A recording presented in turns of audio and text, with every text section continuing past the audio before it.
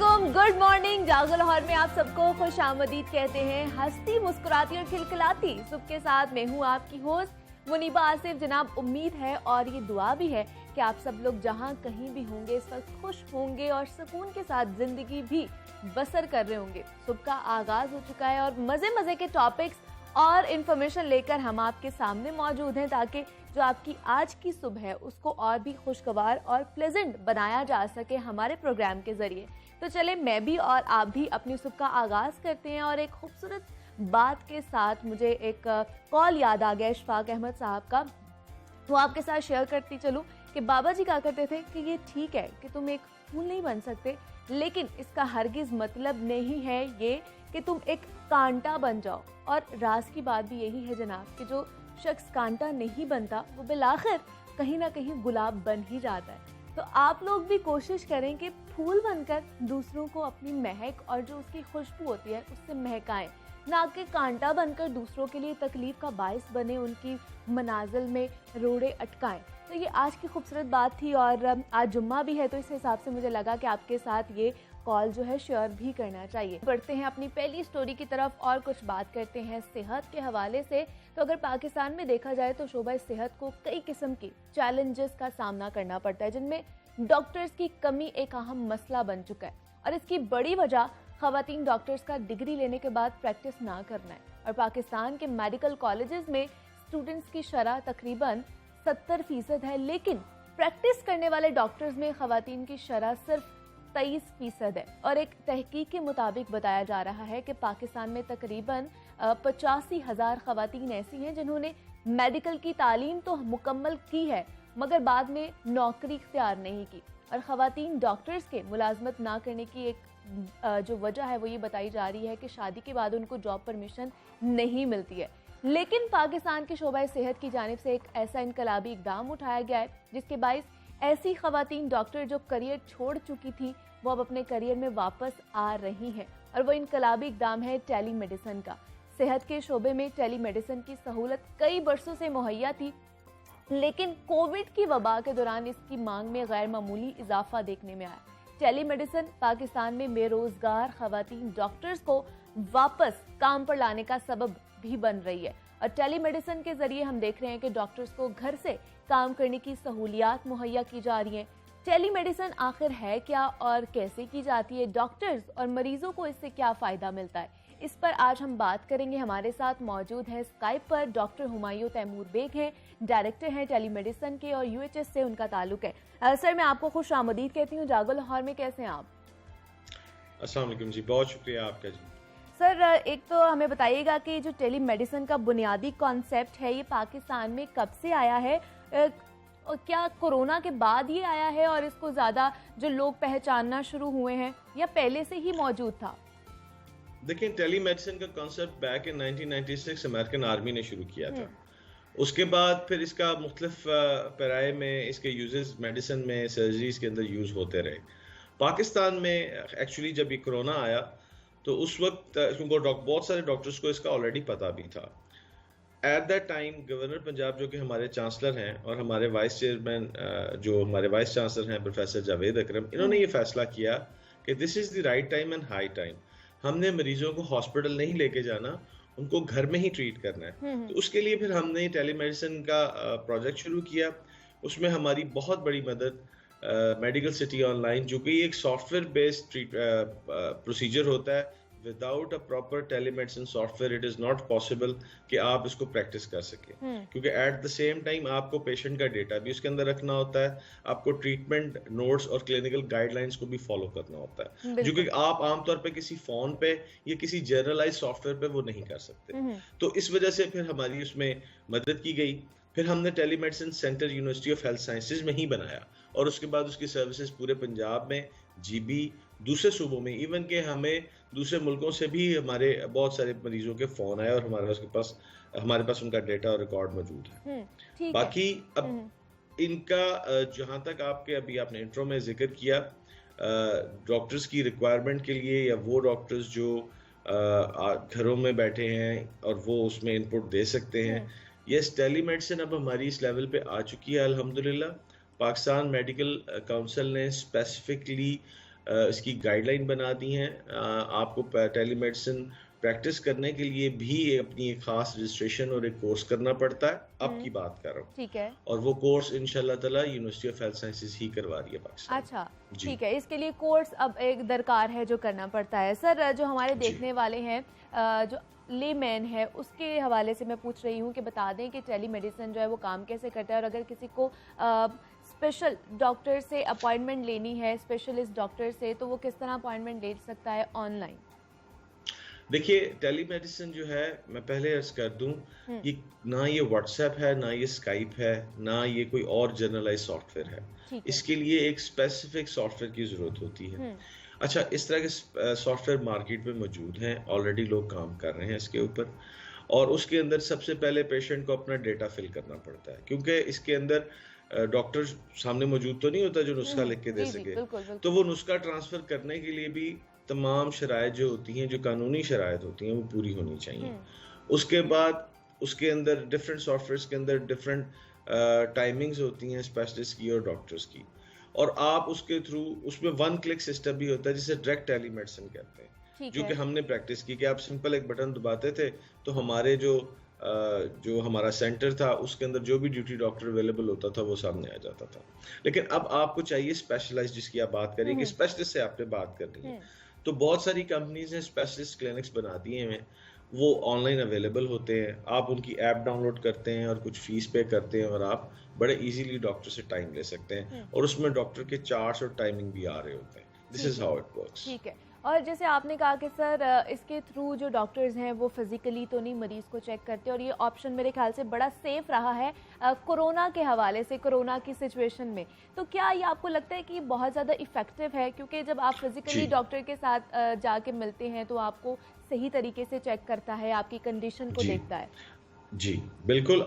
देखिए, मैं अब आपको इसका अगले स्टेप में लेके जाता हूँ। कोरोना के हवाले से तो ये था कि आपको ज्यादातर आपको साइकोलॉजिकल और मेडिकल एज ए फिजिशियन आपको मदद की जरूरत थी, और वो सॉफ्टवेयर के थ्रू दी जा रही थी। अब बात आ जाती है कि आपने अपने आप को इस तरह चेक कराना है, और पेशेंट कहते थे अच्छा डॉक्टर मुझे कंप्यूटर पे बैठ के कैसे चेक करेगा। देखिए, यही तो मैंने अर्ज किया कि टेलीमेडिसिन कोई आम सॉफ्टवेयर पे नहीं की जा सकती, इसके लिए स्पेशलाइज्ड सॉफ्टवेयर होता है, और हर सॉफ्टवेयर के साथ उसके साथ लगने वाले मुख्तलिफ गैजेटरीज, एसेसरीज होती हैं, जिसके जरिए आप पेशेंट का blood pressure, temperature, ECG, ultrasound, ये सारे काम वाया उसके डिफरेंट जो है एसेसरीज के साथ कर सकते हैं। और टेलीमेडिसिन घर से तो बेसिक टेलीमेडिसिन की जा सकती है, अगर आप उसके एसेसरीज ले लें तो आप स्पेशलाइज्ड ट्रीटमेंट के लिए भी आप उसको यूटिलाइज कर सकते हैं। तो सर, ये जिन एसेसरीज की आप बात करें, ये एसेसरीज डॉक्टर के पास मौजूद होनी चाहिए, ये तो लाजिम करार है, लेकिन क्या पेशेंट जो चेक करा रहा है उसके पास भी होनी चाहिए? जी बिल्कुल, ये पेशेंट साइड की ही एसेसरीज की मैं बात कर रहा हूँ। और पेशेंट साइड की एसेसरीज कोई इतनी महंगी भी नहीं है। दूसरी बात ये है कि कुछ लोग जिनकी बीमारियां काफी अरसे से चल रही होती हैं, या घरों में वो जेर इलाज होते हैं, तो उनको बाज़ औक़ात बाजार से इस तरह के इंस्ट्रूमेंट्स लेने पड़ जाते हैं, ताकि गाहे बगाहे डॉक्टर्स जो हैं उसकी रीडिंग या रिपोर्ट्स ले सकें। तो ये एसेसरीज मिल सकती हैं। उसके अलावा अब मुख्तलिफ कंपनीज इस चीज़ पे काम कर रही हैं कि छोटे छोटे गली मोहल्लों में, मुख्तलिफ जगहों पे जहाँ पे आबादी ज़्यादा होती है, वहाँ पे ऐसे सेंटर्स या स्पोक्स बना दिए जाएं जहाँ पे ये गैजेटरी मौजूद हो, और आम डॉक्टर से कम फीस पे आप जाके इन गैजेटरीज के जरिए एक अच्छे डॉक्टर को ऑनलाइन दिखा सकें। बिल्कुल। और अगर सर, जिस तरह आपने बताया कि टेलीमेडिसिन के थ्रू एक मरीज जो है डॉक्टर को चेक करा रहा है और रेगुलर अपॉइंटमेंट्स ले रहा है, अगर उस मरीज की हालत या कंडीशन ज़्यादा ख़राब हो जाती है, तो वो जब वो फिज़िकली जाके चेक करवाना चाहता है तो उसको फिर UHSC या उसी डॉक्टर के पास जाना पड़ेगा फिज़िकली भी? जी बिल्कुल। देखिए, उसके लिए उसका लाजमी नहीं है, उसका एक बड़ा आसान, इसमें यही तो खूबसूरती है कि ये एक बड़ा एक्सटेंडेबल तरीका इलाज है।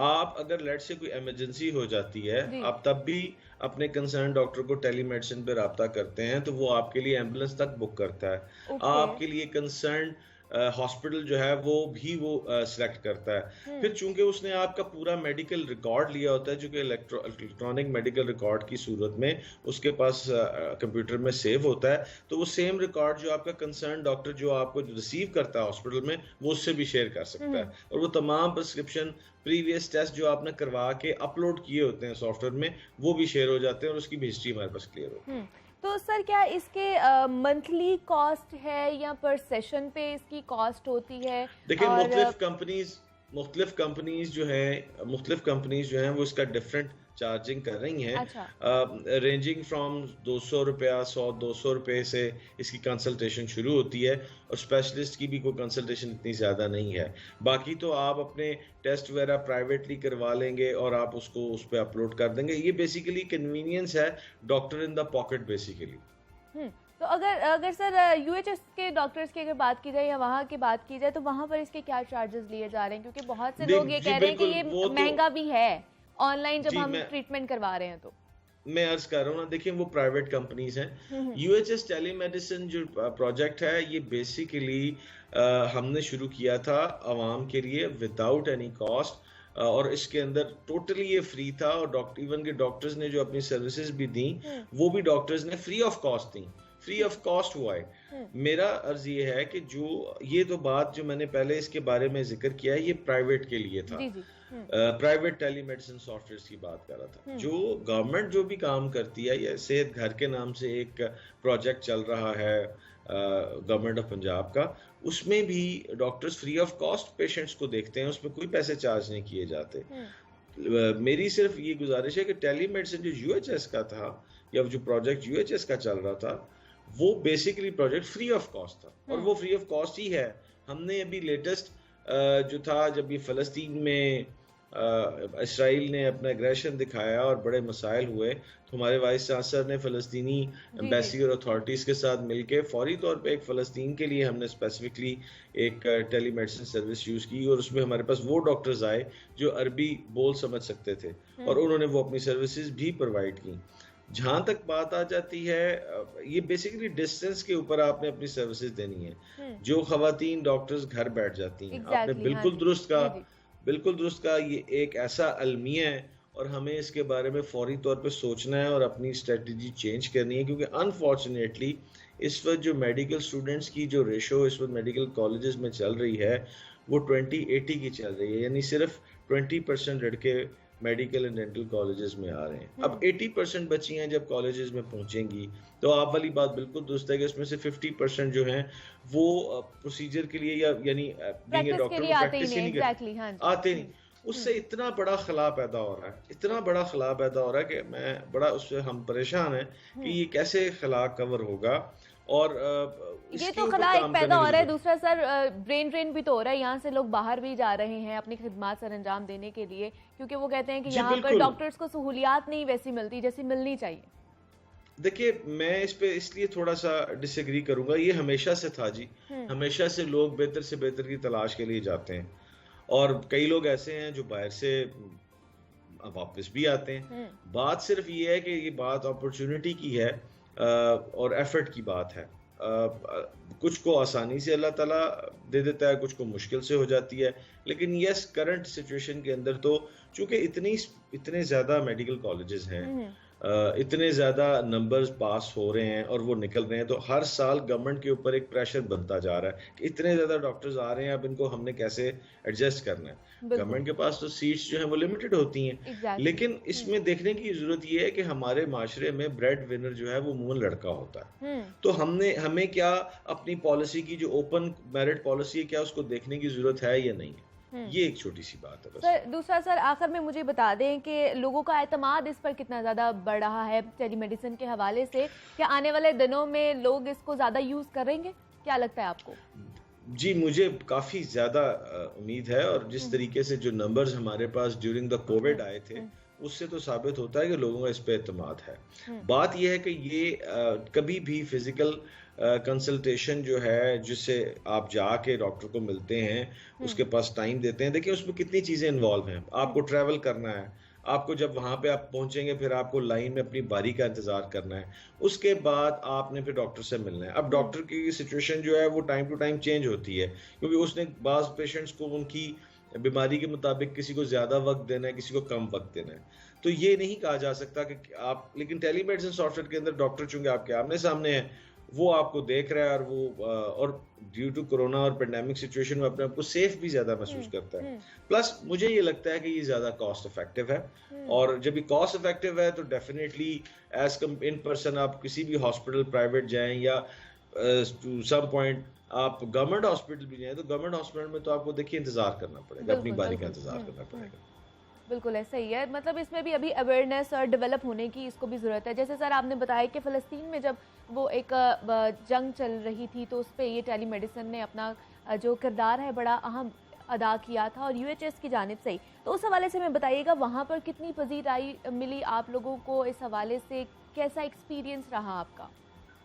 देखिए, वाइस चांसलर जावेद अकरम साहब ने फौरी तौर पे इनिशिएटिव लिया, फ़लस्तीनी अथॉरिटी से रब्ता किया, इस्लामाबाद गए, उनकी वजारत से मिले जो उनका यहाँ पे सफारत खाना था, और उनको ये सर्विसेज ऑफ़र की और उन्होंने वेलकम किया, और हमें ऑर्डर आया कि इसको फौरी तौर पे आप फ़लस्तीन के लिए एक्टिव करें। सो हमने इसको फ़लस्तीन के लिए एक्टिव किया। फिर ज़ुबान का एक बहुत बड़ा इशू था, तो हमने उस वक्त फौरी तौर पे सर्च आउट किया। हमारे पास मोर देन 7,000 डॉक्टर्स का एक पूल डाटा मौजूद है, तो उसमें से हमें अल्हम्दुलिल्लाह 2 डॉक्टर्स ऐसे मिल गए जो कि अरबी स्पीकर थे, और वो बड़े हेल्पफुल हुए, and they come as well, और उन्होंने काफ़ी ड्यूटी भी की।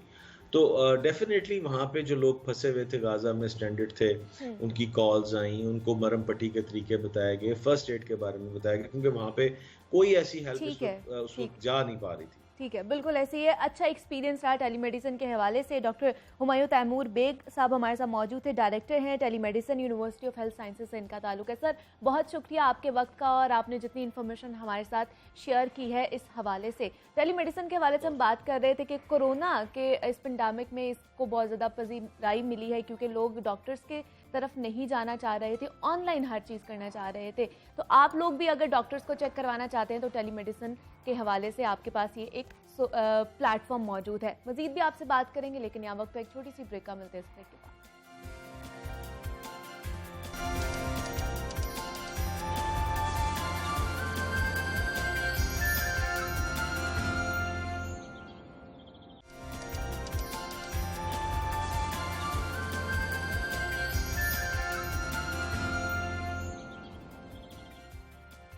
वेलकम बैक टू जागो लाहौर। जनाब अब कुछ बात करते हैं पाकिस्तान के उन अनसंग हीरोज का जो पाकिस्तान में ना रहते हुए भी मुल्क की तरक्की में अहम किरदार अदा करते ही रहते हैं, और पाकिस्तान जैसे तरक्की पजीर ममालिक के लिए बैरून मुल्क मकीम शहरी एक असासे की हैसियत रखते हैं।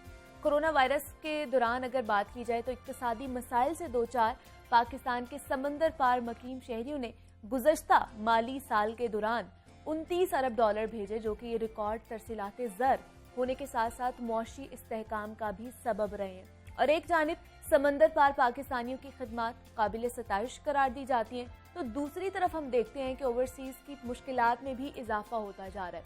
पंजाब में बैरून मुमालिक मकीम पाकिस्तानियों की शिकायत के अजाले के लिए काम करने वाले इदारे पंजाब ओवरसीज पाकिस्तानी कमीशन के मुताबिक कोरोना वायरस की आलमी वबा के दौरान बैरून मुल्क मकीम पाकिस्तानियों की तरफ से शिकायत में इजाफा हुआ है, और एक साल के दौरान 6,000 से ज़ायद दरखास्तें निपटाई गई हैं, जिनमें से ज़्यादातर दरखास्तें जायदादों पर कब्जे से मुतालिक थी। और कमीशन की कारकर्दगी और एदादो शुमार के हवाले से अगर मैं आपको बताऊं तो 2014 से जून 2021 तक 7 बरस के दौरान 23,800 शिकायत मौसूल हुई हैं, और जिनमें से 14,755 शिकायत का अजाला किया गया है, जबकि लगभग 9,000 शिकायत अभी भी कमीशन के पास मौजूद हैं या अदालत में होने या दीगर मुख्तलिफ वजूहात की बिना पर अभी तक मामला जो है वो ज़ेरे इल्तिवा का शिकार है।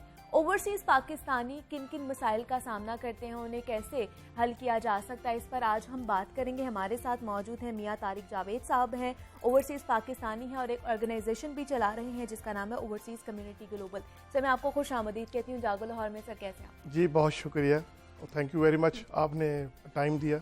सर अगर हम ओवरसीज पाकिस्तानियों की जो हमारे अनसंग हीरोज, अगर उनकी बात की जाए और उनकी शिकायत की बात की जाए तो पहले नंबर पे उनका क्या मसला आता है जिससे बेशतर ओवरसीज पाकिस्तानियों का पाला पड़ता है? अगर आप नंबर 1 पे पूछे तो मसाइल की एक लंबी फहरिस्त है। अच्छा। लेकिन नंबर 1 पे जायदाद का मसला है। यहाँ पे जब हम सारी ज़िंदगी मेहनत करके पैसे यहाँ पे अपनी फैमिलीज़ को भेजते हैं कि भी मेरे नाम पे प्लॉट ख़रीद लो, तो हम आ नहीं सकते, तो उस वक़्त हम अपने बहन भाइयों पे, रिश्तेदारों पे इत्मीनान करते हैं, तो वो प्लॉट या घर अपने नाम पे ले लेते हैं। अच्छा। तो फिर जब कहते हैं जब आप आएंगे तो आपके नाम पे उसको ट्रांसफ़र कर दिया जाएगा, लेकिन वो इस तरह होता नहीं है। साल 2 साल 3 साल का अर्सा गुजरता है तो फिर उन पे यकीन करना पड़ता है, और एक टाइम ऐसा आता है कि वो फिर उस चीज़ों के ऊपर काबिज़ हो जाते हैं। ये सिर्फ रिश्तेदार ही नहीं, मैं नॉर्मल और दोस्तों की भी बात करूँगा, आपके रिलेटिव्स, जानने वाले इस तरह की हरकत करते हैं। अच्छा, उनसे अगर बचा जाए तो फिर एक कब्ज़ा माफिया है। कब्ज़ा माफिया नज़रें गाड़ के बैठा होता है कि ये प्लॉट जो है ना, ये ओवरसीज़ पाकिस्तानी का है, ये काफ़ी साल से इसको कोई देखने नहीं आया, कोई चेक करने नहीं आया। वो फिर अंदर अदारों के अंदर क्लर्कों के साथ, लोगों के साथ मिले होते हैं, वो चेक करते हैं कि ये बंदा अमेरिका में है, ये बंदा कनाडा में है, मर गया है, या इसका कोई जानने वाला यहाँ पे है। वो फिर उस चीज़ों को टारगेट करते हैं, उस पर कब्जा कर लेते हैं। जब ओवरसीज़ पाकिस्तानी आते हैं तो वहाँ उनके प्लॉटों पे घर बने होते हैं। अच्छा। या क्लाशनकोफों वाले लोग बैठे होते हैं, तो वो बेचारे 1 महीने के लिए छुट्टी आते हैं, डर के मारे फिर वो ना कब्जा ले सकते हैं, और अपनी सारी ज़िंदगी की कमाई यहाँ पे वो ज़ाया करके तो कोसते हुए वापस चले जाते हैं कि इस मुल्क के लिए उन्होंने दिन रात काम किया, और इन मुल्क में अपने मुल्क के अंदर उनकी जायदादें महफूज नहीं है, उनके बच्चों का मुस्तकबिल महफूज नहीं है, तो फिर वो क्या करे यहाँ पे यार। बिल्कुल, ये जो शिकायत है ये मेरे ख्याल से सर फहरिस्त है, ये नंबर 1 ओवरसीज पाकिस्तानियों की तरफ से की जाती है। तो क्या सर इस तरह की शिकायत फिर बहुत ज़्यादा होंगी? अगर ये सर फहरिस्त है तो क्या इसके बारे में कोई कमीशन जो है, जिस तरह बनाई भी गई है ओवरसीज पाकिस्तानी इसकी कमीशन, क्या वो काम नहीं करती हैं? शिकायत उनको मौसूल होती हैं तो उसके ऊपर अमल दरामद नहीं होता? ये पंजाब कमीशन पिछली हुकूमत में शहबाज शरीफ साहब ने शुरू किया था, और एक अच्छा अदारा उन्होंने बनाया, उस पर उन्होंने काम भी किया, लेकिन बदकिस्मती के साथ इसके साथ भी वही ब्यूरोक्रेसी ने किया, वही ब्यूरोक्रेसी इस पर भी काबिज होगी जो यहाँ पे पहले ही किसी कोई काम करने नहीं देती।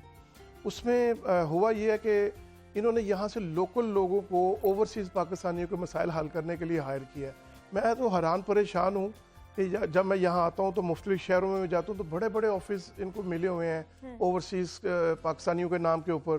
तो उन्होंने ज़िंदगी में ना कभी सफ़र किया ओवरसीज़ का, ना उनको पता है कि जापान के मुसलमानों की क्या पाकिस्तानियों की क्या प्रॉब्लम है, रशिया के पाकिस्तानियों की क्या मसला है। लेकिन यहाँ पे वो गाड़ियाँ एंजॉय कर रहे हैं, यहाँ पे जितने भी उनको सहूलियात एंजॉय कर रहे हैं, और प्लस वो फिर ये कर रहे हैं कि यहाँ के माफिया के साथ भी मिले हुए हैं। वो जैसे ही मैं कोई शिकायत दर्ज करता हूँ तो मेरे पास तो 4 वीक होते हैं मैक्सिमम यहाँ रहने के लिए। अच्छा। तो 3 वीक तो वो मेरी वो प्रोसेस में गुजार देते हैं, तो आखिरी वीक में वो मुझे कहते हैं कि जी आप का कोर्ट में जाएगा, ये मसला हल नहीं होगा। तो फिर उन्होंने अपने टाउट रखे होते हैं जो आपको इस बात पे कायल करते हैं कि आप अपनी जो 1 लाख रुपए वाली चीज़ है वो 25,000 में बेच जाएं तो आप सुकून में रहेंगे। इस तरह बहुत सारे पाकिस्तानी टारगेट हो चुके हैं। नहीं तो क्या ये जो मौजूदा हुकूमत है इनके आने के बाद कोई इन चीज़ों में या इन मसाइल में तेज़ी नहीं आई? क्योंकि इमरान खान साहब बहुत ज़्यादा बात भी करते हैं इसके हवाले से। प्राइम मिनिस्टर इमरान खान के आने के बाद ओवरसीज पाकिस्तानियों की इज्जत में इजाफा हुआ है, ये बात तो हम सब मानते हैं। प्राइम मिनिस्टर साहब एक बात करते हैं कि वो जब कहते हैं कि ओवरसीज पाकिस्तानी रीढ़ की हड्डी हैं, और सारी ज़िंदगी उनकी भी हमारे साथ गुजरी है क्रिकेट खेलते हुए, वो हमारे मसाइल को भी समझते हैं, वो एक आम पाकिस्तानी को भी मिलते हैं, उससे भी गप लगाते हैं, उसके बाद वो एक एलीट क्लास को भी मिलते हैं, इसलिए उनको वहाँ के मसाइल की बहुत समझ है। उन्होंने तो बहुत कोशिश की, उन्होंने तो और भी कामों में बहुत कोशिश की, लेकिन नीचे जब काम तो एक्चुअली करना है ब्यूरोक्रेसी में। तो क्या अभी भी उस ब्यूरोक्रेसी में कोई मेरा नहीं ख्याल कि ओवरसीज पाकिस्तानियों के अभी कोई मसाइल इस तरह के हल हुए। ये जो आप अदादो शुमार भी आप गनवा रही थी, तो मैं तो अफसोस के साथ आपको कहूँगा कि ऐसी कोई बात नहीं है। बेशुमार दरख्वास्तें, हज़ारों लोगों के मसाइल, हमारी अपनी तंजीम जो है उसके ऊपर इतनी दरख्वास्तें आती हैं जो जिस पे पंजाब कमीशन या OPF, अब OPF एक वो बदमस्त हाथी मैं उसको कहूँगा कि वो अरबों रुपया जो है ना वो हर साल उसके ऊपर खर्च हो रहा है।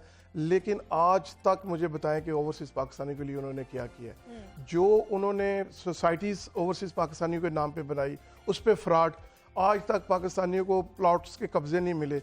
अब प्राइम मिनिस्टर की नीयत ठीक है, प्राइम मिनिस्टर ओवरसीज के लिए कुछ करना चाहता है, लेकिन यहाँ का निज़ाम, यहाँ का सिस्टम उनको करने नहीं दे रहा। अच्छा, सिस्टम मतलब उनको इजाज़त नहीं दे रहा। दूसरा सर, हम देखते हैं अगर बैरून मुल्क मुकीम पाकिस्तानियों की बात की जाए तो मिडिल ईस्ट में जो रहते हैं पाकिस्तानी, उनको बहुत ज़्यादा मसाइल का सामना करना पड़ता है। कौन कौन से मसाइल है जिनका जी, सामना जिस रहता है तरह मैं आपको बताऊं कि इस वक्त ओवरसीज पाकिस्तानियों में हमारी जो तंजीम है ये सबसे बड़ी तंजीम है। ठीक है। ये 100 से ज़्यादा मुल्कों में हमारे चैप्टर हैं। ओके। तो इसलिए आप फिंगर टिप पे आप मुझसे जिस मुल्क की बात करेंगे मैं आपको उस मुल्क के मसाइल बताऊंगा।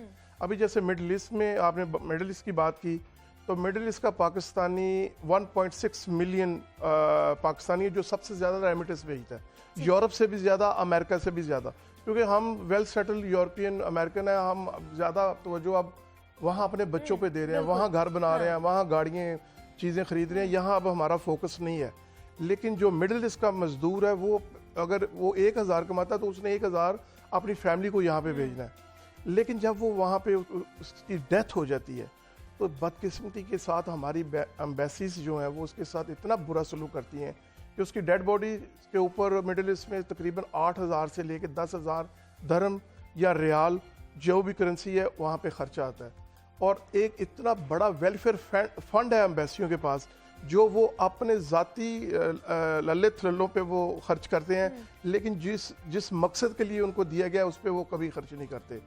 मज़दूर जब किसी एम्बेसी में काम करवाने के लिए जाता तो 50 डिग्री की गर्मी में उसको बाहर खड़ा कर दिया जाता है और उसके साथ वो सलूक किया जाता है कि जैसे वो जो जब ब्रिटिश आए थे ना ये एशिया में हमारे ऊपर हुकूमत करने के लिए, जैसे कि वो बहुत बड़ी मखलूक है और ये बहुत निचली मखलूक है। तो वो जो एक डेड बॉडी भेजने पे जो खर्चा है ना वो हम ओवरसीज पाकिस्तानी मजदूर ही बेचारे एक दूसरे के लिए 100 दरम 50 दरम चंदा डाल के तो उसकी डेड बॉडी का इंतज़ाम करते हैं पाकिस्तान लाने के लिए। दूसरा ओवरसीज पाकिस्तानियों के बारे में मैं एक और आपको बात अर्ज करूँगा कि जिस तरह यहाँ एक रेलवे मजदूर है, टीचर है, एक पुलिस मैन है, तो वो अगर सर्व करता है नेशन के लिए 20 साल 25 साल तो उसको एक पेंशन का हक दिया जाता है। तो एक ओवरसीज पाकिस्तानी जो 30 साल 35 साल अपनी हड्डियाँ गला लेता है मिडिल ईस्ट के अंदर और वो जब वापस यहाँ पे आता है तो उसके लिए कोई सहूलत नहीं है, ना मेडिकल है, ना उसके बच्चों का मुस्तकबिल सेफ है, फिर उसके अंदर वो एनर्जी भी नहीं होती, वो जान भी नहीं होती कि वो यहाँ पे आके नए सिरे से दोबारा से वो सेटल कर सके। अच्छा, एक आधा अगर उसने घर बनाया होता है तो वो या फैमिली कब्जा कर लेती है या कब्जा माफिया कर लेता है। तो उसके लिए मेरी तंजीम हम इसके ऊपर हमने एक मूवमेंट चलाई है कि ओवरसीज पाकिस्तानियों को जिस तरह आप यहाँ पे एक सिपाही को एक रेलवे मजदूर को पेंशन देते हैं और अगर एक ओवरसीज पाकिस्तानी रेमिटेंस डायरेक्टली आपको भेज रहा है 20 साल 30 साल तो उसको यहाँ पे एक पेंशन का हक दिया जाए, उसके बच्चों के लिए स्कूलों में नशिस्तें होनी चाहिए, उसको यहाँ पे तहफ़्फ़ुज़ मिलना चाहिए। जब वो अपनी ज़िंदगी की जवानी वहाँ पे खर्च करके इस मुल्क में आए तो उसको एहसास हो कि मैंने इस मुल्क के लिए सर्व किया है तो अब मुझे यहाँ पे भी मुझे सुकून मिलना चाहिए। एक तो ये मसाइल है, दूसरा सर हमें वहाँ पे एम्बेसीज पाकिस्तानी एम्बेसीज की सूरत हाल के हवाले से बताइएगा क्योंकि उनके हवाले से भी बहुत ज़्यादा इमरान खान साहब को शिकायत मौसूल होती है। अच्छा, मैं कहूँगा मैं क्रेडिट दूंगा प्राइम मिनिस्टर इमरान खान को। अच्छा। पहला दिलेर प्राइम मिनिस्टर आया इस मुल्क में जिसने ब्यूरोक्रेसी की आंखों में आंखें डाल के ऐसे ऐसे खतरनाक लोगों के साथ उसने पंगा लिया है। ये एम्बेसीज इस एक आपको याद होगा प्राइम मिनिस्टर ने एक ऑनलाइन मीटिंग की थी जिसमें तमाम एम्बेसडर्स को वो उन्होंने ले आए थे। उसमें पूरी ब्यूरोक्रेसी चीख उठी, उनको धमकियां दी गई कि हम काम छोड़ देंगे, हम ये करेंगे, क्योंकि एम्बेसीज का रवैया ओवरसीज पाकिस्तानियों के साथ ऐसे ही है जैसे एक घर में यहाँ पे एक मालिक का अपने मुलाजम के साथ रवैया। तो वो वहाँ पे बहुत बुरा सलूक करते थे ओवरसीज पाकिस्तानियों के साथ, लेकिन प्राइम मिनिस्टर की इस इकदाम के बाद मैं आपको यकीन दिला रहा हूँ कि उनका रवैया चेंज हो गया, अब बेहतरी आ गई। अब वो जूम मीटिंग्स हमारे साथ कर रहे हैं, अब वो सरकर्दा रहनुमा है जो पाकिस्तानी कम्युनिटी के उनको बुलाते हैं, उनके साथ मीटिंग करते हैं। अब उनको ये भी डर होता है कि पता नहीं इस बंदे का ताल्लुक पीटीआई के साथ कितना ज़्यादा है, तो ये मेरी शिकायत ना करते। तो इस इमरान खान के इस इकदाम के बाद अम्बेसीज का रवैया बहुत बेहतर हुआ है। 100% तो ठीक नहीं हुआ, लेकिन बेहतर बहुत हुआ है। बिल्कुल ऐसे ही है। और सर दूसरा हम देखते हैं कि ओवरसीज का एक ये भी मुतालबा होता है कि वोट के हक का भी, वोट का हक भी वो मांगते हैं। तो आपके ख्याल में जो मौजूदा हुकूमत है ओवरसीज के उनको हक देना, वोट का हक दे रही है? बेहतरी क्या ख्याल है आपको हमारे डॉलरों की जरूरत है, हमारे वोट की जरूरत नहीं है? वोट की भी जरूरत है। ये पहली हुकूमत आई है जो संजीदगी के साथ ओवरसीज पाकिस्तानियों के वोट के लिए कोशिश कर रही है, लेकिन दोबारा वही इलेक्शन कमीशन, दोबारा वही सियासी पार्टियां जो अपने मफादात के लिए इसमें रुकावट डाल रही हैं कि 2023 के इलेक्शन में हमें वोट का हक ना दिया जाए। 9 मिलियन पाकिस्तानी हैं इस वक्त, और इनको ये ख़तरा भी ये है कि वो जो 9 मिलियन है उसमें से अगर 7 मिलियन या 6 मिलियन लोगों को वोट का हक मिल गया या मौका मिल गया वोट डालने का, तो यहाँ दोबारा 2023 में पीटीआई की हुकूमत बन जाएगी। अच्छा। क्योंकि ओवरसीज पाकिस्तानियों में इस वक्त सबसे बड़ी जो तंजीम है पीटीआई को लोग पसंद करते हैं। वहाँ पे पढ़े लिखे तबका है। हाँ। वो जो बात इमरान खान यहाँ के लिए कर रहा है वही बातें वहाँ के लिए भी हैं। तो इस वजह से वोट का हक हमारे लिए बहुत ज़रूरी है। जो 2016 में सुप्रीम कोर्ट ने यहाँ पे हमें एक ऑर्डर के ज़रिए पास किया था बिल, जो आज तक इम्प्लीमेंट नहीं हो सका। अभी मुस्लिम लीग नून मुखालफत कर रही है। अच्छा, कहा यह जाता है क्या आप लोग सर इलेक्शन कमीशन से मुतालिबा कर रहे हैं इस हवाले से? जी, इस मंडे को 30 अगस्त को हम जा रहे हैं, मेरी तंजीम जा रही है प्रोटेस्ट करने के लिए इलेक्शन कमीशन के सामने। ठीक है। वोट के हक के लिए, और प्लस जो यहाँ की पार्लियामेंट के अंदर जो मखसूस नशिस्तें हैं उसके लिए हम कह रहे हैं कि जी ओवरसीज पाकिस्तानियों का हिस्सा होना चाहिए। हम जो कुछ वहाँ पे सीखते हैं हमें मौका मिलना चाहिए कि हम अपने लोगों के लिए, अपनी नेशन के लिए भी यहाँ पे सर्व कर सकें। तो क्या सर जो पीटीआई के एमएनएज हैं वो आप लोगों का साथ दे रहे हैं इस हवाले से, इन नशिस्तों के हवाले से उनका क्या मौक़िफ़ है? बिल्कुल, पीटीआई की हुकूमत इस हवाले से साथ दे रही है। वो तो बिल भी लेके आई है, 2-3 दफ़ा उन्होंने कोशिश भी की है, लेकिन इलेक्शन कमीशन उनको तजवीज़ दे रहा है कि जी 2/3 अक्सरियत अगर आपके पास है तो आप आइन में तब्दीली कर लें। तो आप ये अभी देखें, जैसे मशीन आ रही है वोट डालने के लिए, उस मशीन के ऊपर इतने एतराज़ात हैं। भाई डिजिटल दुनिया में हम कदम रख रहे हैं, हम 100 साल, ये हमें 100 साल पीछे धकेल रहे हैं, ठप्पे माफिया की तरफ जाना चाह रहे हैं। एक मशीन आई है, उसको सारी सियासी पार्टियों को देखना चाहिए। अगर वो सही काम कर रही है तो 2023 के इलेक्शन में उससे काम करवाना चाहिए। और हमारा जो भरपूर प्रोटेस्ट हम करने जा रहे हैं, हम इलेक्शन कमीशन को बताने जा रहे हैं कि आप ये इसमें रोड़े ना कटाएं, वरना हम इस तरह के एहतजाज आपकी एम्बेसियों के सामने भी करेंगे, और जितने ओवरसीज पाकिस्तानी यहाँ आया करेंगे हम दूसरे दिन चले जाया करेंगे इनके सामने। तो 30 को हम इंशाल्लाह ताला बहुत बड़ा प्रोटेस्ट कर रहे हैं वहाँ पे। और दूसरा सर, एक ये भी शिकायत होती है ओवरसीज पाकिस्तानियों की कि जब वो बाहर से पाकिस्तान में आते हैं तो 1 महीने बाद उनका फोन जो है वो बंद हो जाता है। हाँ, ये मैंने आपको जो तारीफ की है ना प्राइम मिनिस्टर की, तो मैंने प्राइम मिनिस्टर को लिखा भी है इस पे। अच्छा। तो ये सबसे बड़ा जो जुल्म किया है ना पाकिस्तान तहरीक इंसाफ की हुकूमत ने ओवरसीज पाकिस्तानियों के साथ, एक मोबाइल फ़ोन हम अपनी फैमिलीज़ के लिए, बहन भाइयों के लिए गिफ्ट के तौर पे लाते थे, हत्ता कि मेरा अपना फ़ोन 1 महीने के बाद यहाँ पे आके बंद हो जाता है। तो ये नीचे से ब्यूरोक्रेसी और कुछ मिनिस्टर साहिबान जो ना तजर्बाकार थे, जैसे पीआईए के ऊपर हमारे एक मिनिस्टर ने ऐसा बयान दिया जो आज तक हम सफ़र कर रहे हैं। तो इस सिलसिले में हम ये वज़ीर ख़जाना से भी मिल रहे हैं, उनसे भी हम रिक्वेस्ट करेंगे कि ये एक फ़ोन के ऊपर जो टैक्स है आप इसको ख़त्म कर दें, हम आपके रेमिटेंस बढ़ा देंगे। ठीक है, मतलब ये खत्म कर दिया जाए और उस तरफ से मतलब एक गिव एंड टेक। अगर हम 30 अरब दे रहे हैं तो हम आपको 40 अरब कर देंगे। अच्छा। तो पाकिस्तान का फायदा ये है कि आप बजाय कि फोन पे टैक्स लें तो हम आपके रेमिटेंस अगर बढ़ा दें तो पाकिस्तान नेशन तरक्की करेगी। बिल्कुल ऐसे ही है। मियां तारिक जावेद साहब हमारे साथ मौजूद थे, ओवरसीज पाकिस्तानी हैं और ऑर्गेनाइजेशन भी चला रहे हैं ओवरसीज के हवाले से, ओवरसीज कम्युनिटी ग्लोबल के नाम से। सर बहुत शुक्रिया आपका, आपके वक्त का और आपके यहाँ पर आने का, कि आपने जितने भी ओवरसीज पाकिस्तानी के मसाइल हैं वो हमारे साथ शेयर किए हैं और हमारे नाजरीन के साथ शेयर किए हैं। मजीद भी आपसे जनाब बहुत से टॉपिक्स हैं जिन पर डिस्कशन करनी है, आपने कहीं नहीं जाना। छोटी सी ब्रेक के बाद हाजिर होते हैं।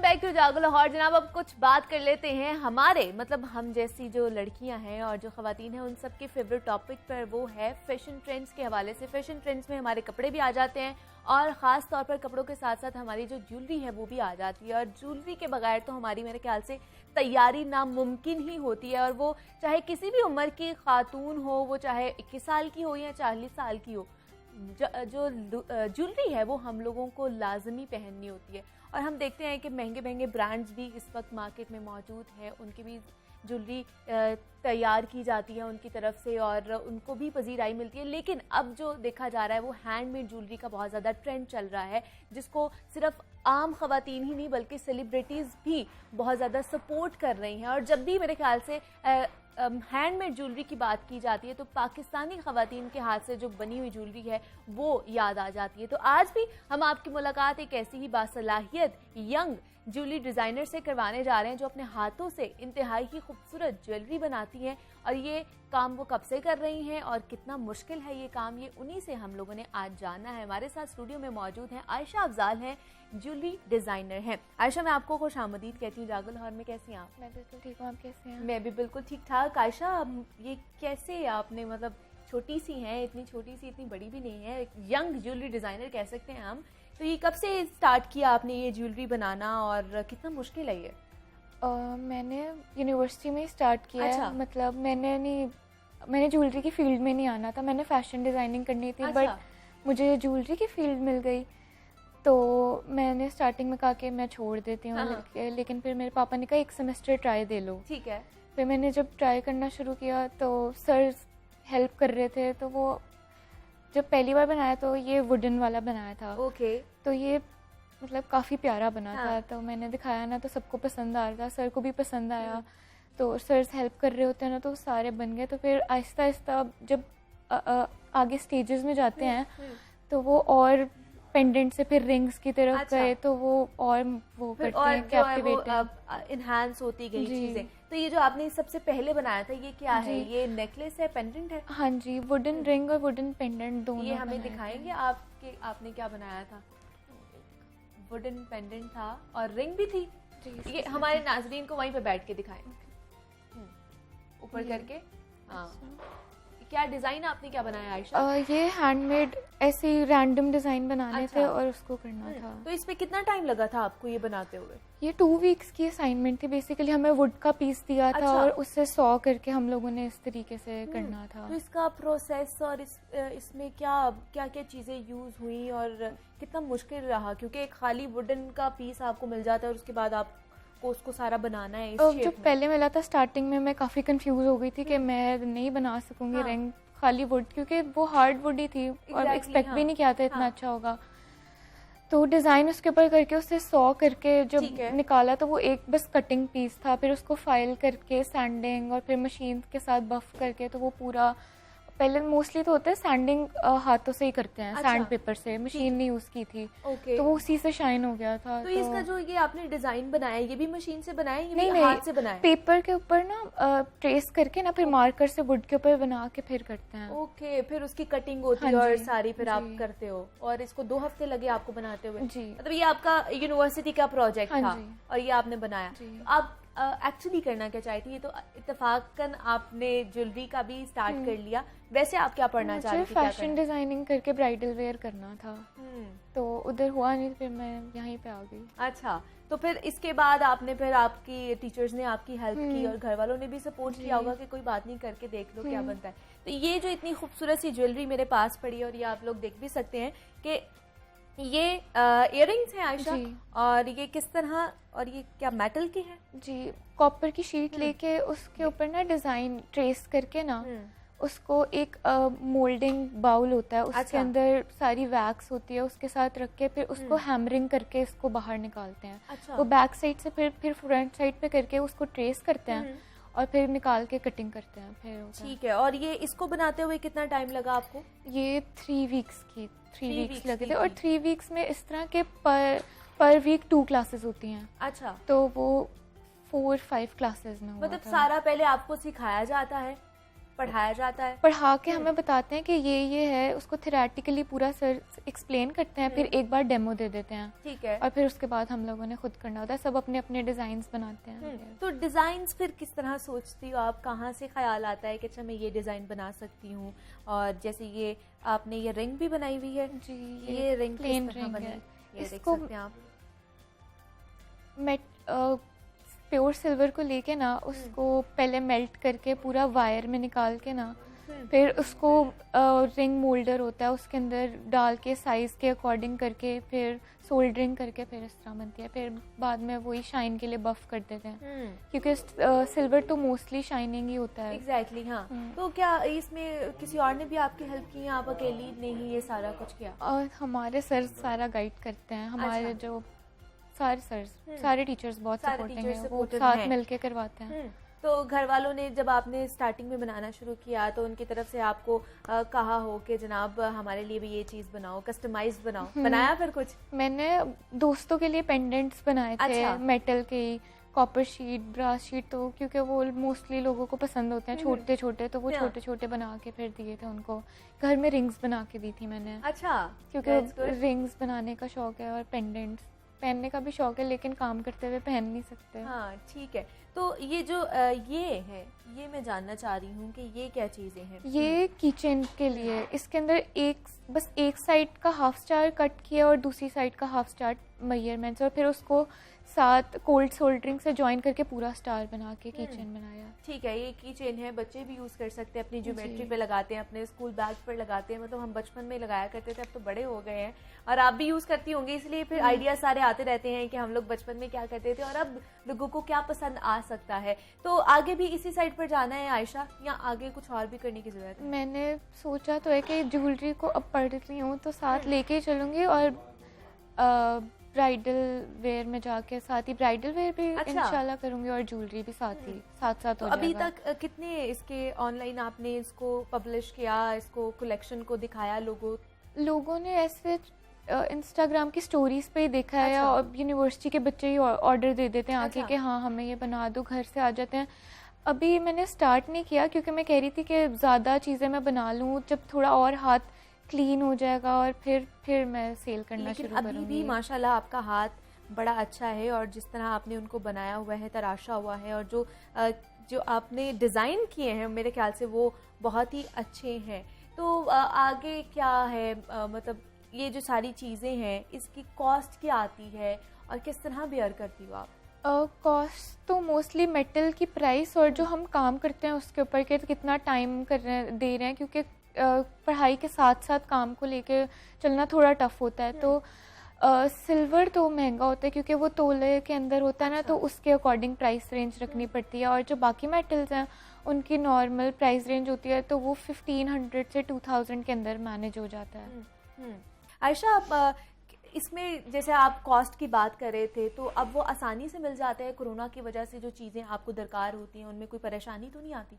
नहीं, इजीली मिल जाता है। अच्छा, मार्केट से जी, इजीली हाँ मिल जाती हैं जी, ये easily चीज़ें? मिल जाती हैं, क्योंकि शीट्स मेटल शीट्स इजीली मिल जाती हैं किसी अच्छा। भी मेटल मार्केट से, और सिल्वर तो इजीली अवेलेबल होता है, चांदी तो बस वो मिल जाता है। और जैसे आप कही थी कि सिल्वर वो कॉस्टली होता है क्योंकि वो तोले के हिसाब से जी। पड़ता है, तो फिर जब लोग आपसे ख़रीदते हैं तो वो तो नहीं कहते कि ज़्यादा कॉस्टली है या आपकी ज्वेलरी ज़्यादा कॉस्टली तो नहीं है? नहीं, वो नहीं कहते, और मतलब जिनको कम रेंज में चाहिए होता है तो वो एल्युमिनियम शीट का होता है, जो अच्छा। वो वाइट में है, वो ठीक है। लाइट वेट होता है, अच्छा। लेकिन वो सिल्वर से मैच करता होता है, तो उसके ऊपर प्लेटिंग हो जाती है। ओके। इन सारी जो ज्वेलरी है, आप नॉर्मल मेटल के ऊपर फिर गोल्ड की प्लेटिंग भी करा सकते हैं और सिल्वर की प्लेटिंग भी करा सकते हैं, तो वो प्लेटिंग हो जाती है, वो इशू तो नहीं होता। इनके लिए जो टूल्स चाहिए होते हैं कटिंग के लिए और सारी चीज़ें, वो भी आप खुद ही अपनी कॉस्ट से और सारी चीज़ें अपने पैसों से ही खरीदती हैं? हाँ जी, क्योंकि हमारा जब सेमेस्टर स्टार्ट हुआ था तो हमें स्टार्टिंग में एक टूल बॉक्स दे दिया था, ठीक ये है। लिस्ट बना दी थी, और वही टूल बॉक्स यूज़ होता है। उसके अंदर सारे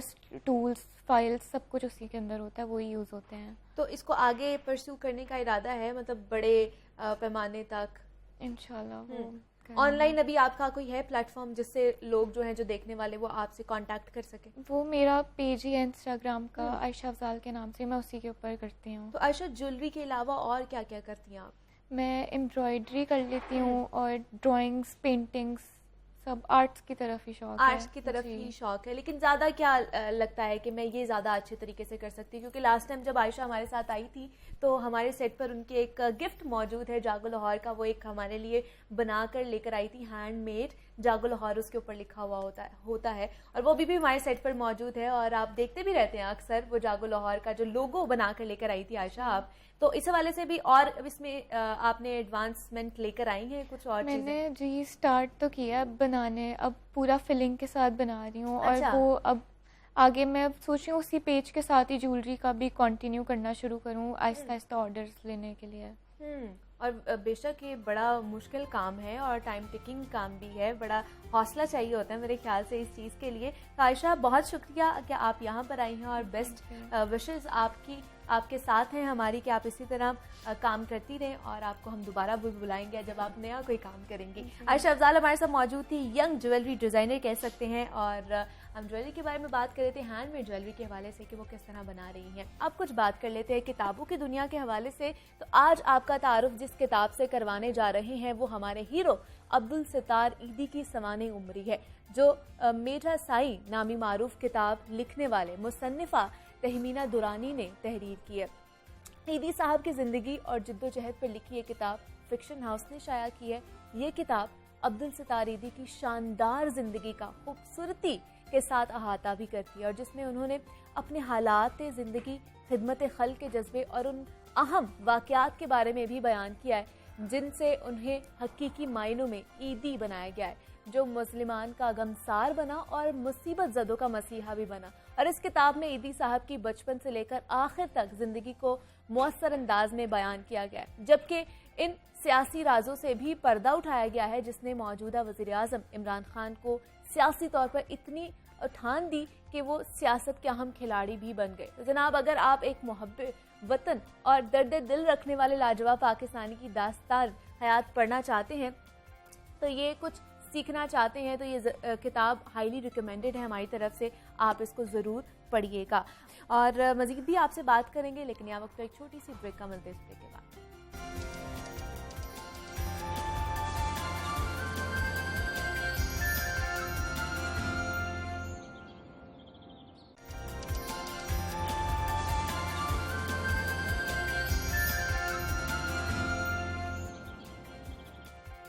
वेलकम बैक टू जागो लाहौर। जनाब, आगे बढ़ते नाजरीन और कुछ बात कर लेते हैं नौजवान मुआशरे की। तो बुनियादी अकाई होते हैं और आपको पता है अगर किसी मुआशरे की अखलाकियात जानना हो तो इसके नौजवानों की तरबियत का जायज़ा ले लें। तो नौजवान और बच्चे कौम के मुस्तकबिल के मेमार भी होते हैं और अगर उन्हें सही तरबियत दी जाए तो इसका मतलब है कि अच्छे और मजबूत मुआशरे के लिए एक सही बुनियाद डाल दी जाती है और बच्चों की जो अच्छी तरबियत से एक मिसाली मुआशरा भी वजूद में आता है। इसके लिए एक अच्छा पौधा ही मुस्तकबिल में तनावर दरख्त बन सकता है, लेकिन अगर बच्चों की तरबियत के मामले में लापरवाही बरती जाए तो मुआशरे की जड़ें खोखली भी कर सकते हैं। और वज़ीर आज़म पाकिस्तान इमरान खान साहब ने भी इस अहम मसले की तरफ तवज्जो दिलवाई है हम सब की, और वज़ीर आज़म का भी यही कहना है कि हमारी तनज़ली की बड़ी वजह तालीमी निज़ाम में मौजूद कमियाँ हैं और मोबाइल का गलत इस्तेमाल की वजह से मुआशरे में जो जिनसी जुराइम है वो बढ़ रहे हैं। मीनार पाकिस्तान का वाक़या बहसियत कौम हमारे लिए शर्मनाक का बाइस भी है और हमारा मुआशरा, हमारी अखलाक की कदरें ऐसी चीज़ों की इजाज़त नहीं देती कि बच्चों की तरबियत सही अंदाज में नहीं हो रही और जिसकी वजह से हमारे मुआशरे में बुराइयां जो हैं वो बढ़ती ही जा रही हैं। और बच्चों की तरबियत कैसे अंदाज में हमें करनी चाहिए कि वो मुआशरे के कारामद और मुफीद शहरी बन सके, ये आज का हमारा मौजू है जिस पर आज हमने डिस्कशन करनी है।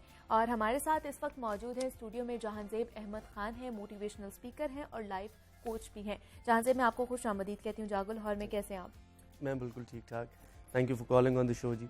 आज का बड़ा इम्पोर्टेंट जो है मौजू है जिस पे हर कोई इस वक्त बात कर रहा है, इवन के हमारे पीएम साहब भी इस पर बात कर रहे हैं कि बच्चों की अच्छी तरबियत ना करने के हवाले से, कि आज के ज़माने में बच्चों की अच्छी तरबियत नहीं की जा रही जिसकी वजह से बुराई या जराइम में इजाफा हो रहा है। तो आपको क्या लगता है किस हवाले से हमें बच्चों की अच्छी तरबियत करनी चाहिए, कहाँ पर लैक कर रहे हैं हम?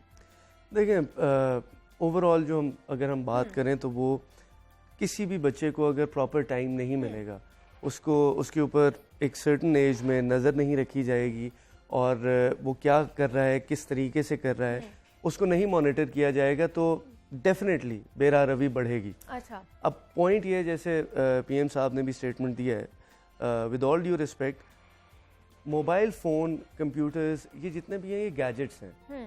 गैजेट्स का इस्तेमाल इंसानों ने करना है, इंसानों के लिए बने। पॉइंट ये है कि बच्चा उसको इस्तेमाल किस तरह से कर रहा है। एक छोटा बच्चा है और अगर उसके pass through out the day mobile phone है, he can use it whatever, he can do whatever he wants to do on it, and he can use at his will. अब पॉइंट ये है कि पेरेंट्स क्या अपनी responsibility पूरी कर रहे हैं? पेरेंट्स, अब I know a number of parents, और उसके अंदर मतलब जब हम काउंसलिंग करते हैं और पेरेंट्स के साथ बात कर रहे होते हैं, तो उसके अंदर जो पेरेंट्स जिन्होंने एक सर्टन वॉच टाइम रखा हुआ है ना, उनके बच्चों में, और जिन पेरेंट्स ने बच्चों को मोबाइल फोन्स दिए हुए हैं, उनके बच्चों की ओवरऑल उनको देखने से पता लग रहा होता है कि क्या डिफरेंसेस हैं। अच्छा। क्योंकि होता उसमें ये है कि बच्चे को जब तक पता है ना कि मैंने ये चीज़ इतनी देर के लिए करनी है। सी, टाइम टेबल्स क्यों बनते हैं स्कूल्स में, कॉलेजेस में, टाइम टेबल्स क्यों होते हैं, और टाइम टेबल का सब में ज़्यादा इस्तेमाल स्कूल में होता है। इसी तरह बच्चे की अपार्ट फ्रॉम स्कूल भी घर की ज़िंदगी के अंदर time table is very important. अब पहली बात तो ये, पहला प्रॉब्लम ये है कि बच्चों के पास इंडिपेंडेंट फ़ोन्स क्यों हैं? क्या आपके और हमारे पास 8-9 साल की उम्र में मोबाइल फ़ोन्स थे? उस वक्त ये टेक्नोलॉजी नहीं थी। दूसरी बात ये कि अगर आज के दौर में ये टेक्नोलॉजी है तो उसको इम्प्लीमेंट करवाना, उसका इस्तेमाल ठीक तरीके से करवाना हमारे बड़ों की रिस्पॉन्सिबिलिटी है। हम इस पे गैजेट्स को बिल्कुल भी ब्लेम नहीं कर सकते। कोई भी गैजेट है ना, कोई भी गैजेट है, वो आपकी बेहतरी के लिए, आपको फैसिलिटेट करने के लिए बनाया गया है। एटम बॉम्ब भी है, वो डिटरेंस के लिए है। उसका यूज एक दफा हुआ था, उसके बाद तारीख में उसका इस्तेमाल नहीं हुआ, और उस तारीख इंसानी ने क्या देखा उसके बाद आज तक किसी ने इस्तेमाल नहीं किया। इसी तरह से ये छोटे छोटे टिकिंग बॉम्ब्स उस वक्त बनते हैं जिस वक्त इनका यूज मॉनिटर नहीं किया जाता।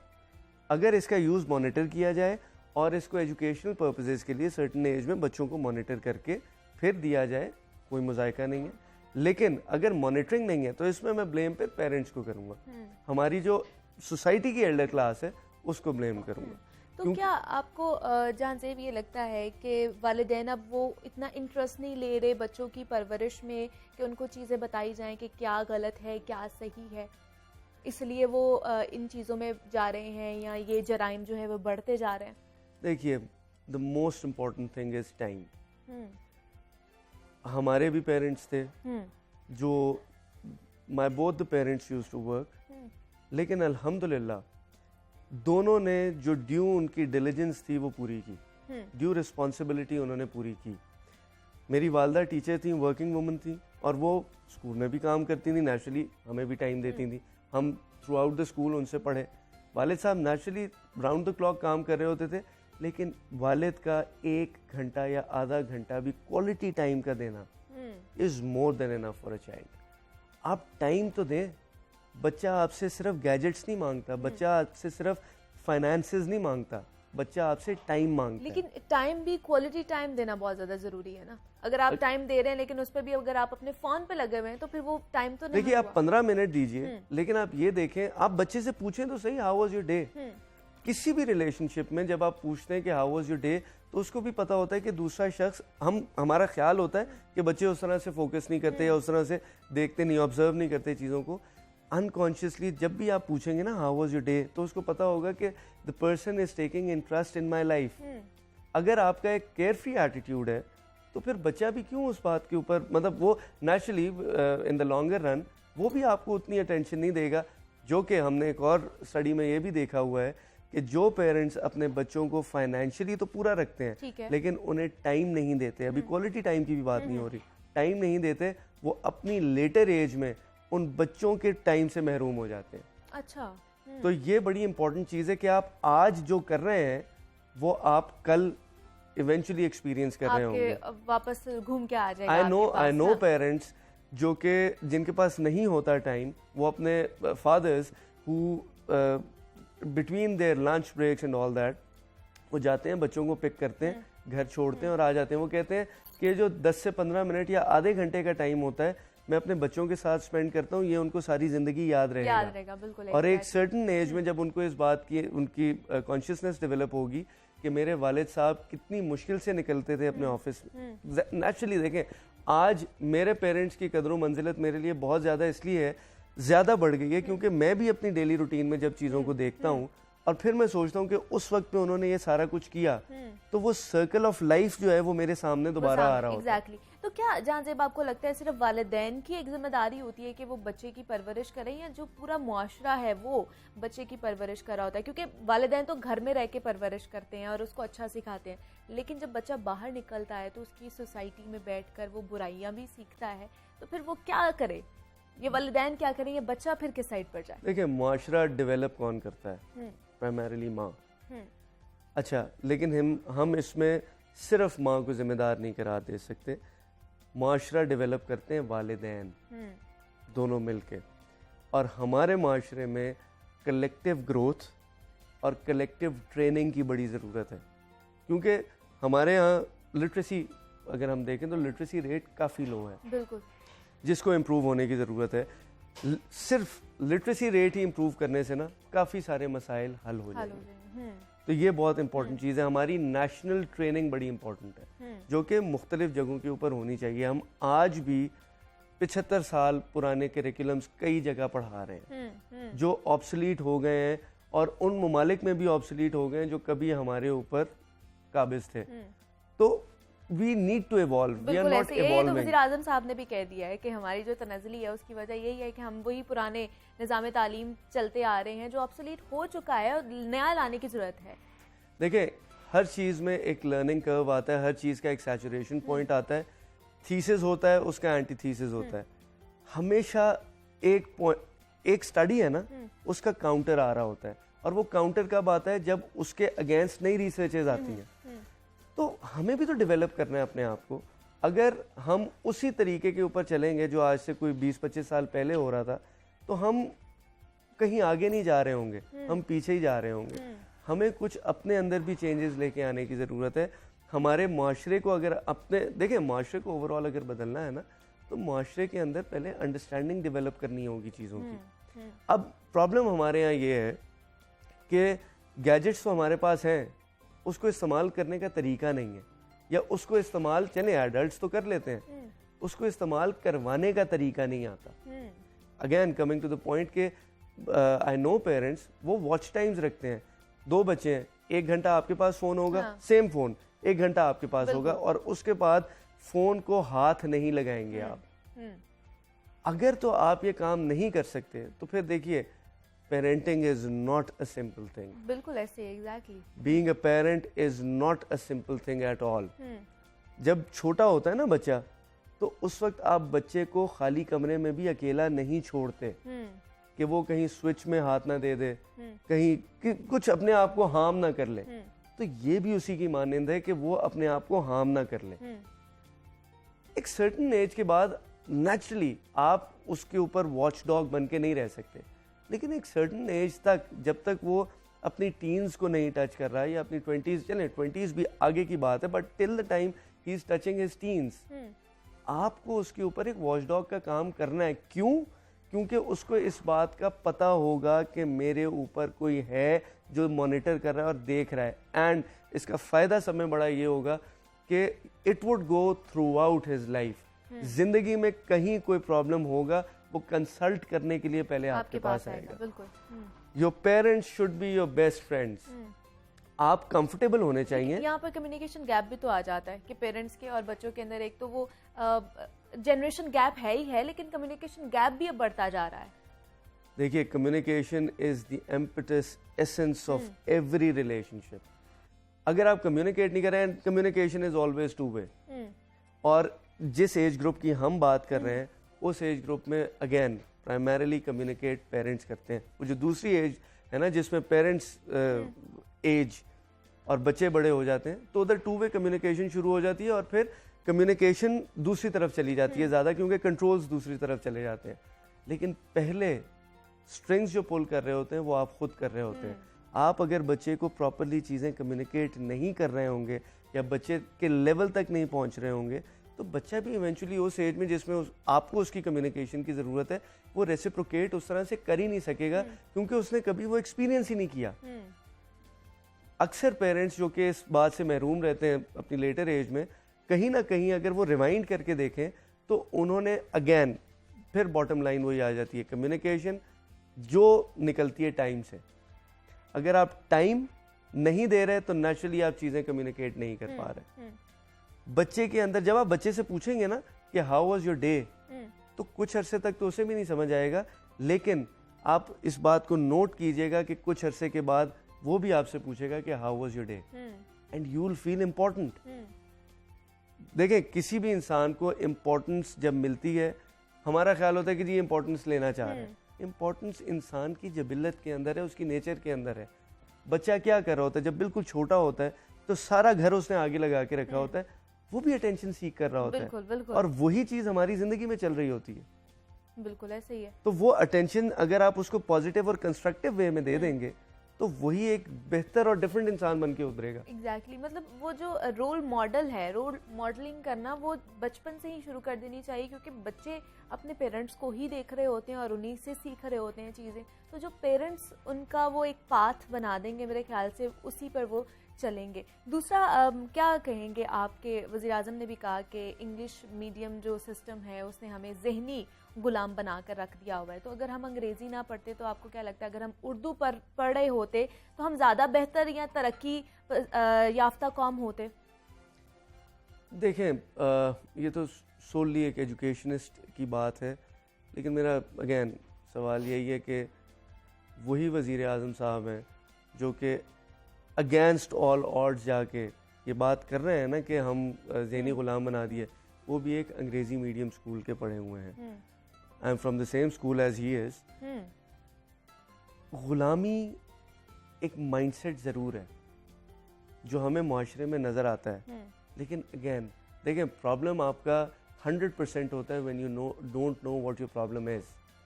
अगर आज वज़ीर आज़म साहब ये बात कर रहे हैं तो इसका मतलब है ही आइडेंटिफाइड द प्रॉब्लम। अपनी ज़ात के ऊपर मैं रख के बात करता हूँ कि ही आइडेंटिफाइड द प्रॉब्लम, और अब वो ज़हनी ग़ुलाम नहीं है। ये हमें कम से कम इस बात पे का सुकून है कि इस वक्त जो, मैं पॉलिटिकल बात नहीं करूँगा, लेकिन जो वज़ीर आज़म है, जैसे अमेरिका को स्टेटमेंट दिया अगेंस्ट अमेरिका के we won't be doing it and all, तो ये हमें पता है कि हमारा वज़ीर आज़म ग़ुलाम नहीं है। बिल्कुल। तो अगर हमारा हेड ऑफ द स्टेट ग़ुलाम नहीं है अंग्रेज़ी मीडियम स्कूल का होने के बावजूद, तो हम भी नहीं हो सकते। तो हम भी नहीं हो सकते। और हमारे again it all boils down to parenting कि हम देखें, अगर अंग्रेजी बोलना तालीम याफ्ता होने की मतलब निशानदेही करता है, तब मुआशरा फ्लॉड है। बिल्कुल ऐसे ही है। और हम बात कर रहे थे कि किस तरह हम परवरिश कर सकते हैं, और ये कुछ लूप होल्स भी हैं कि हमारे पेरेंट्स को भी बहुत ज़्यादा अभी समझने की ज़रूरत है कि किस तरह हमने अपने बच्चों की परवरिश करनी है, किस तरह उन्हें टाइम देना है, क्वालिटी टाइम देना है, ताकि वो आगे मुआशरे में एक कारामद शहरी बन सके। हमारे साथ जहांज़ेब अहमद खान साहब मौजूद थे, मोटिवेशनल स्पीकर हैं, लाइफ कोच भी हैं। जहांज़ेब, बहुत शुक्रिया आपका, आपके वक्त का। आज के प्रोग्राम का वक्त ख़त्म हो रहा है, कल आपसे दोबारा मुलाकात होगी। अपना आपने बहुत ज़्यादा ख्याल रखना है। अल्लाह हाफ़िज़।